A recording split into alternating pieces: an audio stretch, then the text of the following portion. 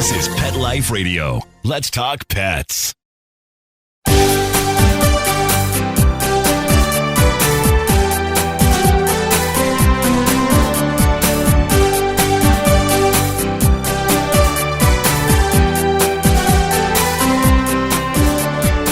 Hello and welcome to Working Like Dogs on Pet Life Radio. Thank you for joining us today. We're your hosts. My name is Marcie Davis, and my co-host is my trusty service dog, Whistle. And we're thrilled to be with you today to talk about our favorite subject, working dogs and working animals. And today we have two guests on the show, Brian Valente and Heidi Huebner, and they are part of the wonderful program at LAX Airport called PUP, which is Pets Unstressing Passengers. Doesn't that sound awesome? So come right back after these quick messages as we welcome Brian and Heidi to the show. Sit, stay. We'll be right back after a short pause. Well, 4 to be exact.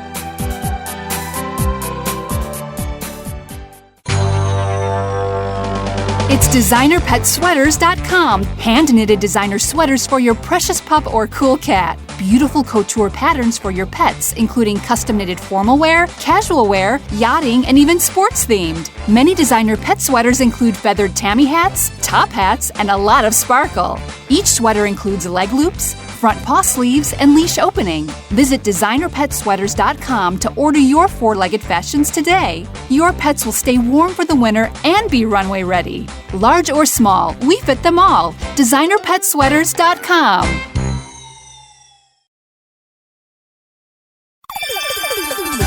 Let's talk pets on PetLifeRadio.com.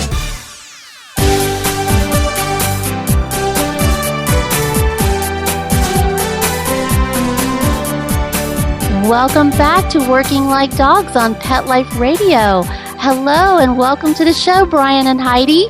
Thank you for having us.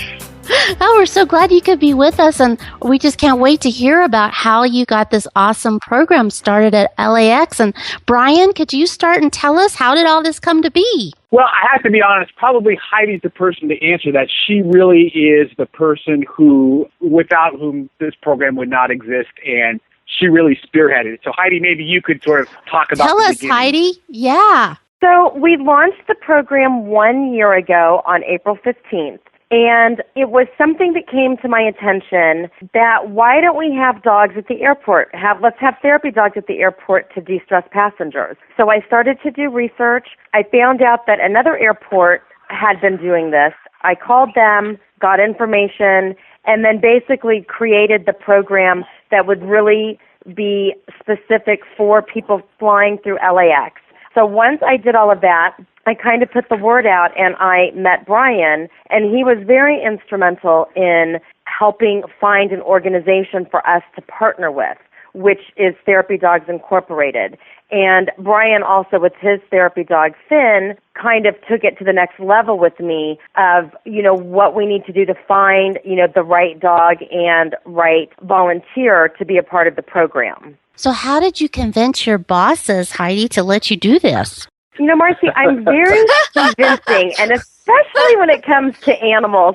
It's funny, I actually did tell my boss when she hired me several years ago, the second day, I said, you know what, I'm going to find a way to get dogs at the airport. And she said, oh, you're so funny, Heidi.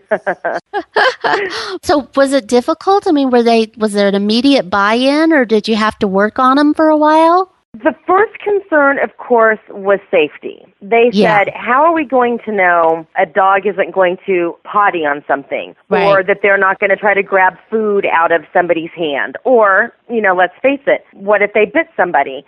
What will we do if there are passengers who have fears to dogs or perhaps allergies?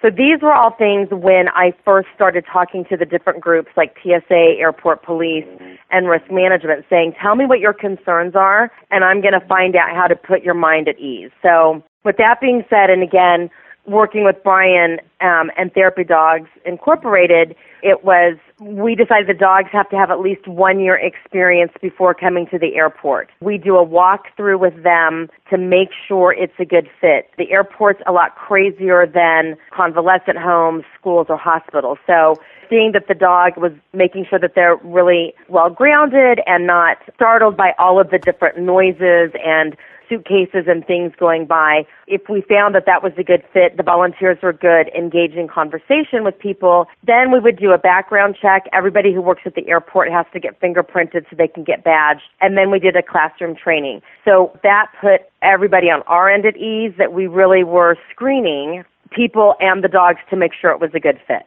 Yeah. Well, Brian, what did you think about this when you got connected with Heidi? Well, I'll tell you, it was absolutely a breath of fresh air. We had been doing therapy work for about a year and a half or 2 years prior to hearing from Heidi. And the thing is about therapy dogs, in many ways, it's a very traditional kind of program where folks who typically have a lot of time, so it means they're usually retired. They may have dogs who have been previous show dogs, or they've been retired for some reason, and they're looking for something interesting to do with their dogs. Oftentimes you're going to hospitals, retirement homes, places that when we think about therapy dogs, people go, of course, that's where you'd find them. It's in many ways, it's very rewarding. But, I'm in my 40s and, I'm not retired, and I sort of always felt like there was something missing because, Marcie, as you know, when you have a dog with you all the time, there's something about that bond that you want to share with everybody, not just in the context of, being in a hospital or being infirmed for some reason. So, absolutely. Yeah, and so when we saw Heidi's note about, hey, they're starting a therapy program at LAX, it just absolutely struck us that, wow, what a great place to go and not only perform service and be of service to other folks, but also to share our love of dogs with other people who, literally from all over the world. And it was absolutely we jumped right on it and probably was one of the first people to call her. Well, that's awesome. And I'm so glad that you were talking about what therapy dogs do. And could you tell us a little bit more about that, Brian? Because I know our listeners, I get a lot of emails from people asking me, what's the difference between a therapy dog and a service dog? So talk to us a little bit about that. Sure. Well, first let me contrast a service dog with a therapy dog. As you know, a service dog is really there to perform a function for a specific person that they should be able to do but can't perform on their own. So typically they're seeing eye dogs. They are, in some cases, alert dogs if people have certain medical conditions. There's a wide variety of things, but it is a nationally recognized function that service dogs perform, and service dogs, of course, have benefits to go into places where normally animals are not allowed. Therapy dogs, on the other hand, perform a service for many people. They don't perform a service for me, and their goal is to provide comfort to people who are the way I describe it, is they're in situations where maybe they're uncomfortable or bored, and they really need some sort of stress relief. And boy, what a great way to do it is to pet a dog and meet a dog. And of course, therapy dogs have to go through not only fairly extensive training to make sure that they are obedient and well trained, but there's a certain amount of demeanor they have to have in being calm and enjoying being around people. So that is really kind of the heart of what therapy dogs and therapy work is about. That's great. And how long does it take if someone wants to volunteer and get their dog trained to be a therapy dog? How long does that usually take, Brian? Well, it's a great question. There's really kind of two parts. One is, how long does it take for them to become prepared as a team to, be tested and go through the registration process?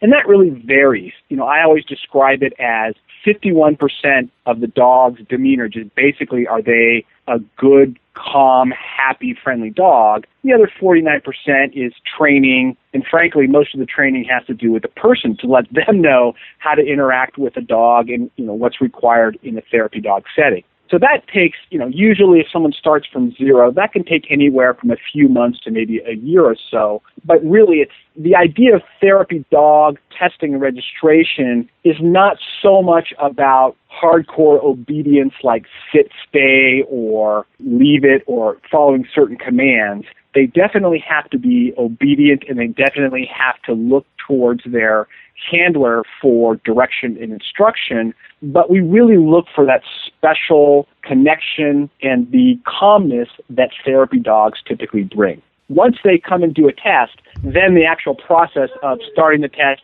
and becoming a therapy dog is about 2 months. Okay. Well, and Heidi, so tell us, you mentioned earlier that you guys had a class that you did at LAX. Tell us about what that process was when you connected with Brian, about what all had to happen before dogs could actually be on site working. Right. So we want to make sure that the volunteers understand the workings of the airport.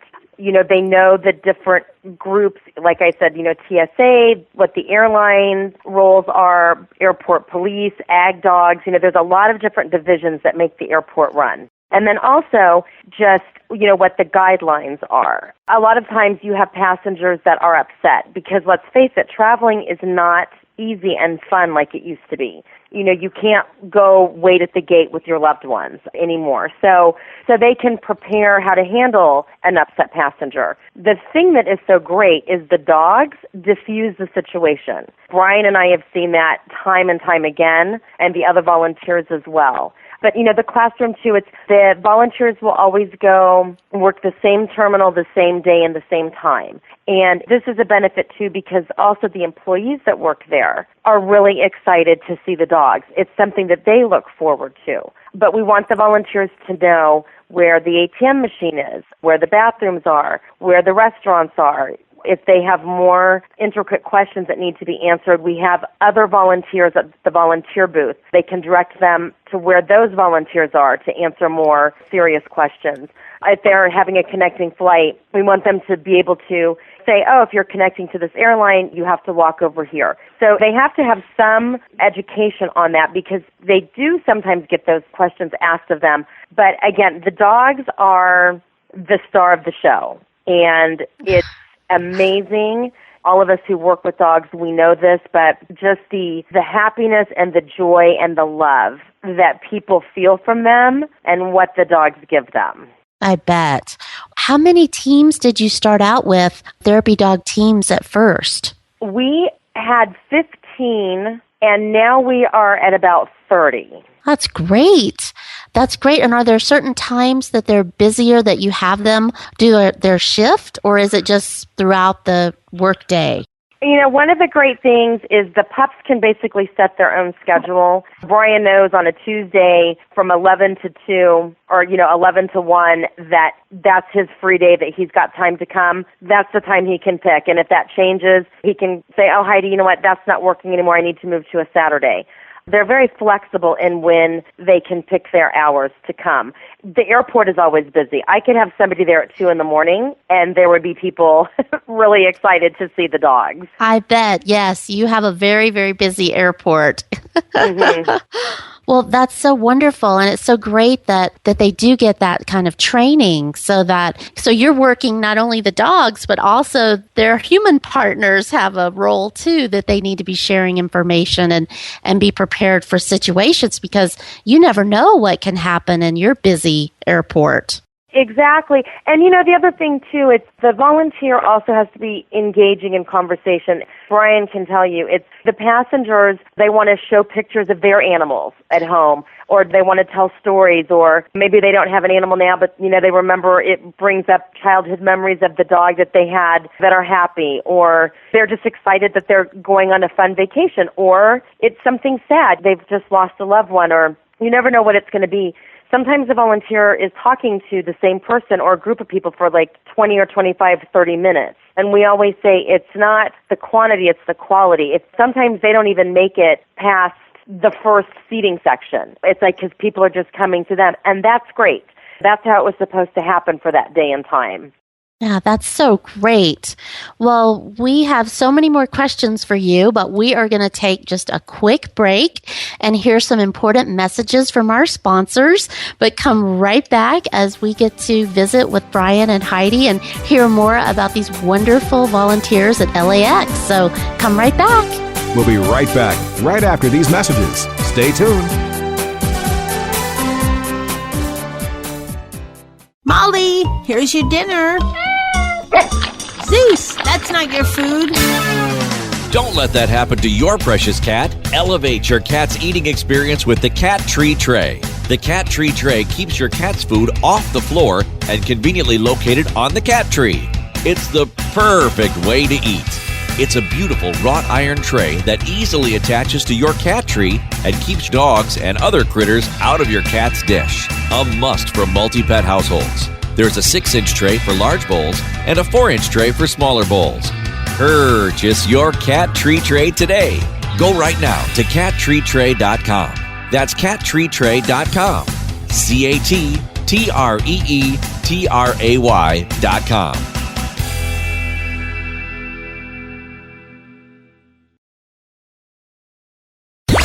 Let's talk pets Let's talk pets on Pet Life Radio. Pet Life Radio. PetLifeRadio.com.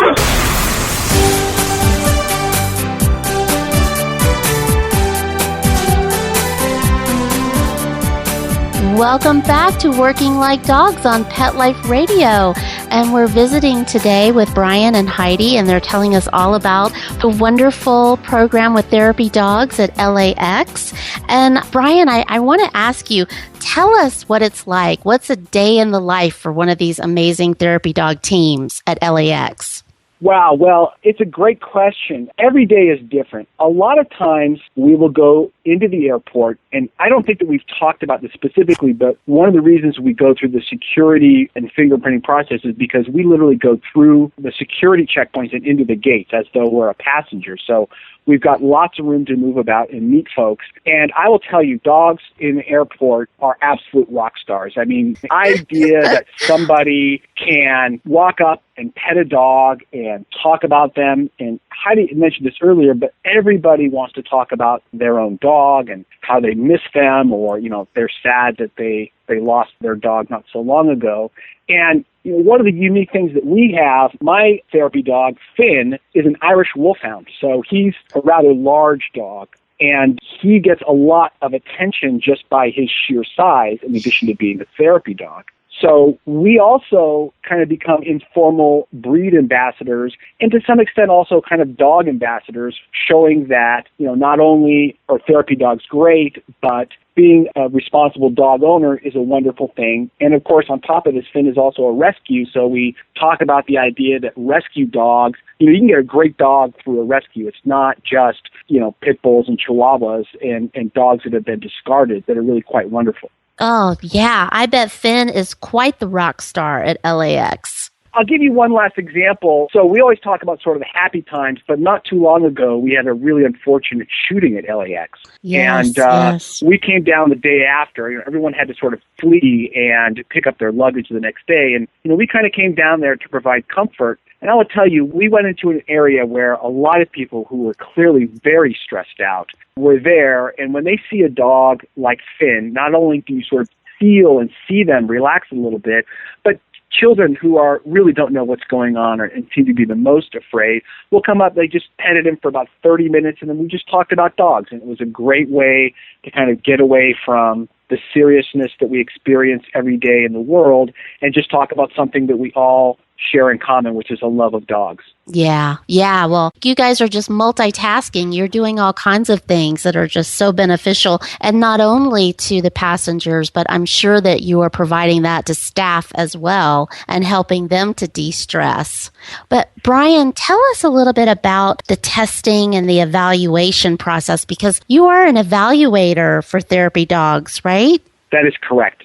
So I am a volunteer with Therapy Dogs Incorporated. It is one of, I think, 2 or 3 national organizations that test and register therapy dog teams. And the benefit that comes out of that is not only do you get a nice little badge that says, you're registered, but you also, as a therapy dog team, get liability insurance, which, of course, in today's age, everybody looks for because they're concerned if something happens. So they're covered by an umbrella insurance policy. It's, I think, now $5 or $6 million insurance policy. And that really gives organizations like LAX and hospitals and other businesses the confidence to either bring in therapy dogs or continue with the therapy dog program, knowing that should anything happen, and I think very rarely does anything happen, if ever, but it gives them the confidence that they can try this out and know that should something go wrong, there's that umbrella there. If people want to know more about becoming a therapy dog team, they can visit the TD Inc. website at therapydogs.com. Oh, great. Thank you so much for sharing that. And we'll make sure that we have that up for our listeners to access on our site as well. So that's great. And Heidi, I've heard that this is becoming so successful that now other airports are wanting to set up programs. Can you tell us about that? It is. It's so exciting. There are now 20 airports that have a therapy dog program. I did a conference in October where there were 80 airports there, and so just from that, we've got 20 more that have jumped on board, and I probably get a call a week, sometimes 2 calls a week or emails inquiring about the program. So, I help the other airports set it up, and I really hope that by the end of this year, we have doubled that, and there are 40 or 50 airports. And hopefully internationally, too. I've talked to one of the airports in Canada, and I think this year they're going to be having the program on board. So it's really, really exciting, and it really just goes to show how necessary this program is. That's wonderful. Well, can you share with us, Heidi, one story that really sticks out in your mind or what you've witnessed with this program that has really touched you? Gosh, there's a million stories. But I think it's funny. I do, when I can, I try to go see my volunteers and their dogs. Sometimes they stop by the office to say hi, which I love. But occasionally, if I know somebody's there, I'll go out just because I love to watch what happens and watch what, the people and how they all interact with each other. And my mouth, I hurt from smiling.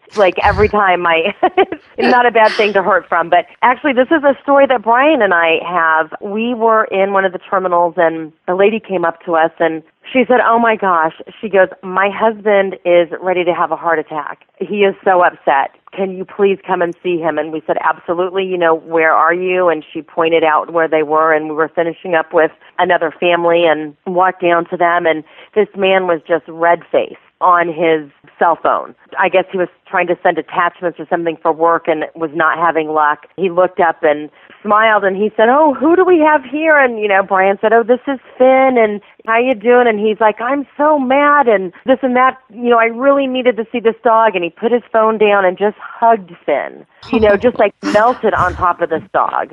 You could just see the redness start to leave his face. His breathing became calm, and him and his wife just said, "I seriously think you guys saved me from having a heart attack." He was so upset.